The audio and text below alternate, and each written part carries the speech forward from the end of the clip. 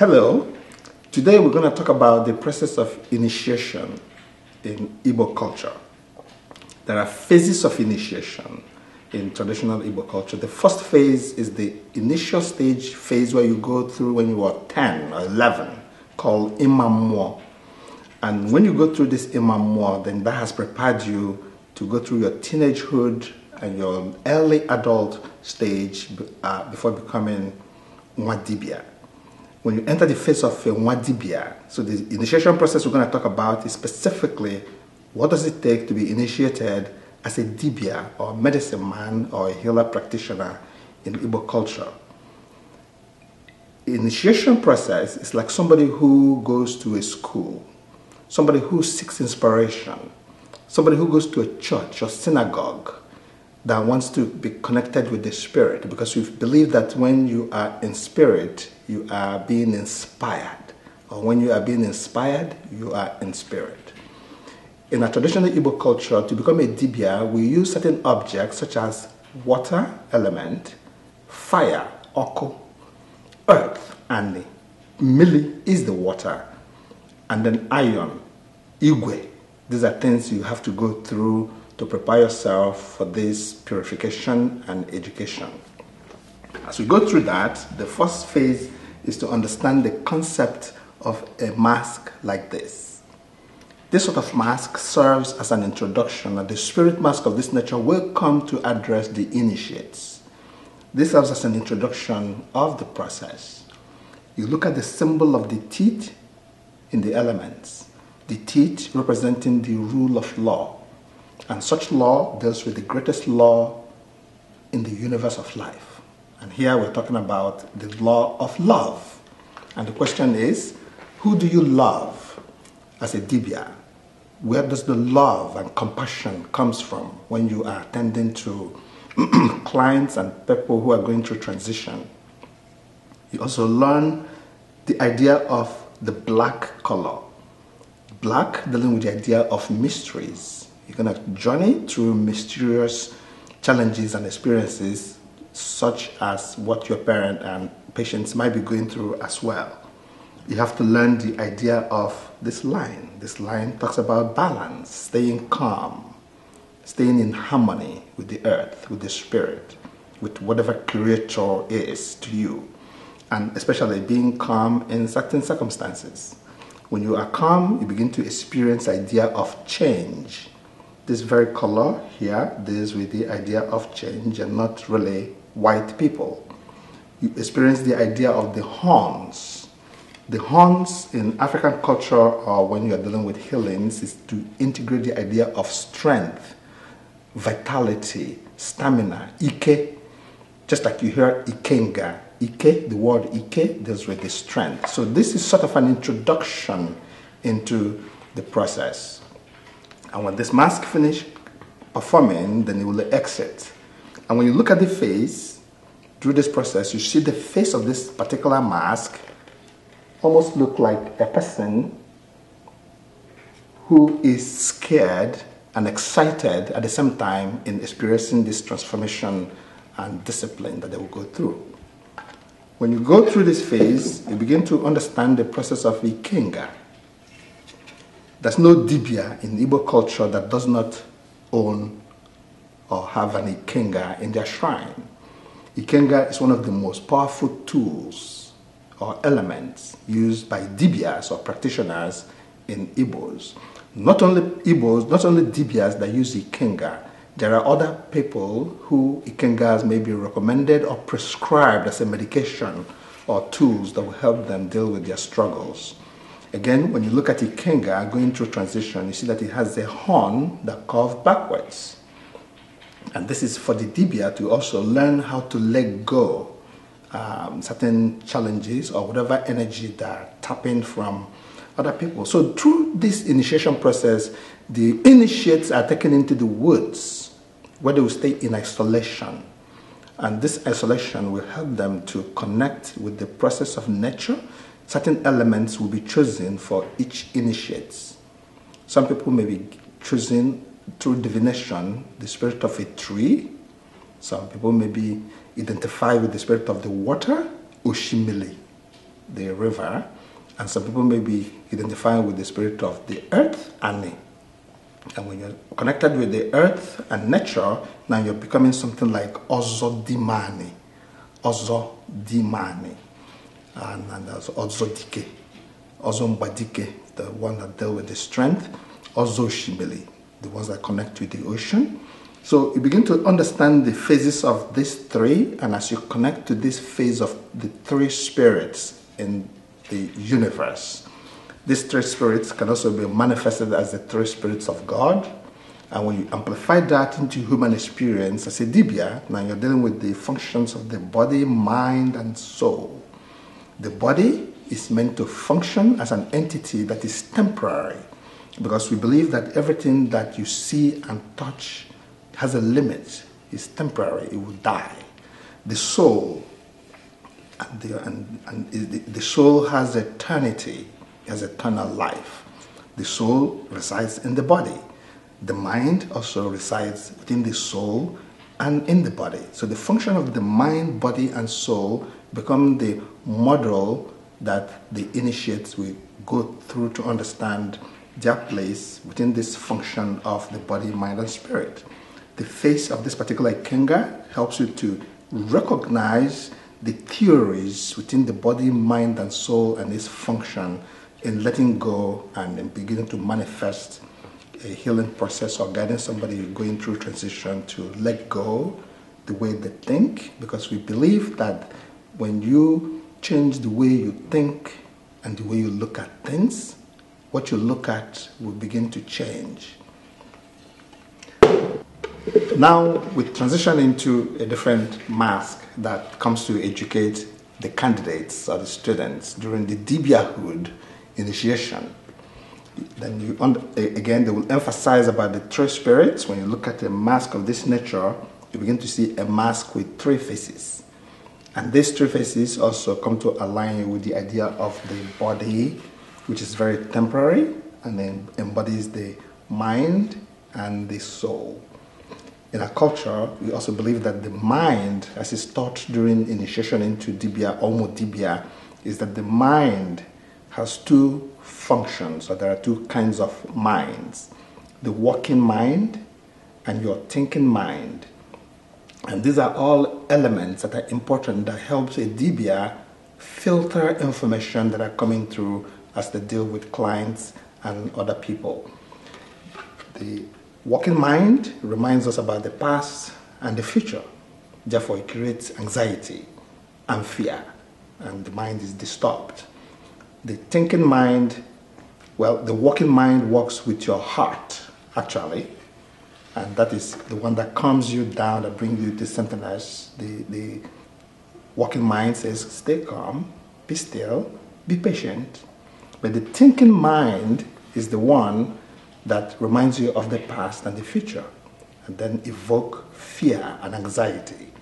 So the working mind and the thinking mind are always in conflict with one another. So as we're dealing with clients, you see the nature and color of this particular mask is brown, dealing with nature.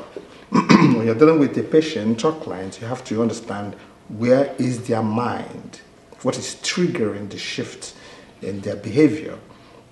But most essentially, the individual who's going through this process of initiation.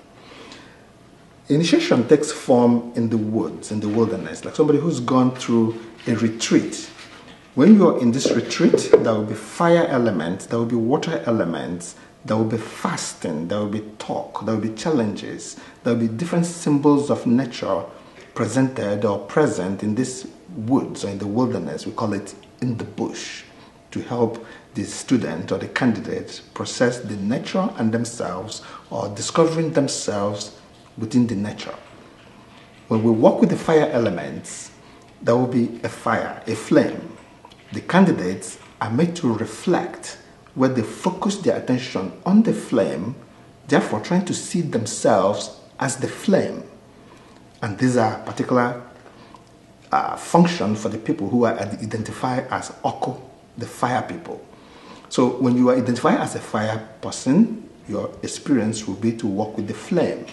When you begin to see your reflection or your transformation as the flame, you are encouraged to put your hand in the flame or walk through the fire, because the fire will not burn you. You go through it, the fire cannot burn fire. The candidates who are identified as the Oshimili or the water people will have the same experience with the ocean or the river or the stream or a pool of water, where they will focus their mind onto the water and they will begin to become the water or the ocean. You can jump into the water, going backwards, going through the gate of life again, going backwards in the water, just like people do during baptism. They're laid back down and then they rise back up in the Christian tradition. It's the same process that people who go in through the water element will go through. And then the ones who go through the nature may experience a connection with the trees, bushes, where because most dibias are herbalists. This is a very intense process of experiencing the function of the plants, where you will communicate with the plants, focus on a particular plant until you see yourself become almost invisible and planted into this very tree or plant. When you can experience this, you can begin to understand the communication, how to identify what particular plant element or flower essence or root or bark that is necessary for a particular treatment or combination to create a concoction that will be used in a substance to help somebody else. So this is very important, and all these processes are all tools that are essential in becoming a dibia. A person, for example, who goes through the process of the water will begin to understand the power of the water as a mirror in the understanding human mind. There are 3 essences of water used in this particular theory. Now, you're talking about the water from heaven, rain, and you talk about how the water from heaven creates abundance and can be used to wash away a lot of things or to regenerate new energy in a community or on an entity. So the water from heaven will be collected. Now, you talk about the water from a flowing river. It could be a river, like Idemili River, or the River Niger, or an ocean, or any river that moves, any body of water that moves naturally on its own. Man-made lake are not usually an effective tool to use in this process. So you collect the water from the ocean or river that moves by itself, you pour it in a bowl. Then you collect the water from the land of mercy. Water from the land of mercy is the water you find in the depth of the earth, in the well water. So this water in the land of mercy has always been there, will always be there, will continue to be there. So you take a bucket and a rope, you lay it down and get water from a well. You add this water from a well, or this water from the land of mercy, on top of the water from the ocean, adding the water from heaven. Then the dibia is made to focus on this very water and find him or herself emerge in that water. During this particular exercise, the person may begin to see animal beings in that water, water spirits. Some people may claim to see mame water in this pool of water. Some people may claim to see what we call oba. Oba is a form of a crocodile or alligator in that water. Some people may see a kind of fish in this water. Some people may see shrimp or lobster or whatever animal spirit that lives in the water, and that becomes that person's spirit guide. The ones who experience the woods, the bush, we begin to see wild animal spirit during the focus transformation. In my case, I saw an eagle was part of my own process. So my priesthood title became Ugo Oji, Ugo, eagle, Oji, the tree, Iroko tree. So some people may see a jaguar or tiger, and they may take on Ikago titles. Some people may see elephant, and the title may become Enyi. Some people may see any kind of wild animal that is their spirit guide, or a bear, or whatever animal that came through, that becomes that person's spirit guide. So during the training, you understand how to call on your animal spirit guide, this familiar spirit, to communicate with you or to guide you or to transform you during this process. So this animal spirit, the people who then go through shape-shifting as you become a dibia, or to journey in the faraway places to learn a different skill or tools that you use for this discipline, can shift into this, their spirit guide. The people who fly like a bird could be the egbe, the kite, or the eagle, the ugo, or any kind of bird. And that person is trained to learn how to shape-shift into this animal. And you can see it in a lot of masks. We talked about shape-shifting in our past recording. And those animals people shift into becomes the spirit guide that are identified during the process of their initiation. The body, mind, and spirit have to be in harmony in understanding their spirit for them to learn how to transform themselves and shift into it. In the Christian tradition, people may tend to go into a trance or believe they have encountered a Holy Spirit. Each Holy Spirit is a form of a familiar spirit guide that each person going through the priesthood will learn to shift and transform into and allow that spirit to carry them as they try to prophesize what the message is supposed to be that they're delivering. Is in the same essence, a dibia learns using these tools to learn how to shift and how to gather information and how to communicate with nature and how to extract energy from a patient or insert energy that is depleted. It's about giving and taking. But most of all, the person learns to go through the gate of life through humility. It is an absolute deep humility through this experience that the person can be able to stay calm, relaxed, to shift in assimilating this information and being very clear in their mind what they're trying to experience or the delivery process that is assigned to each person. Each candidate has a special spirit gift, and this spiritual gift are identified through this journey.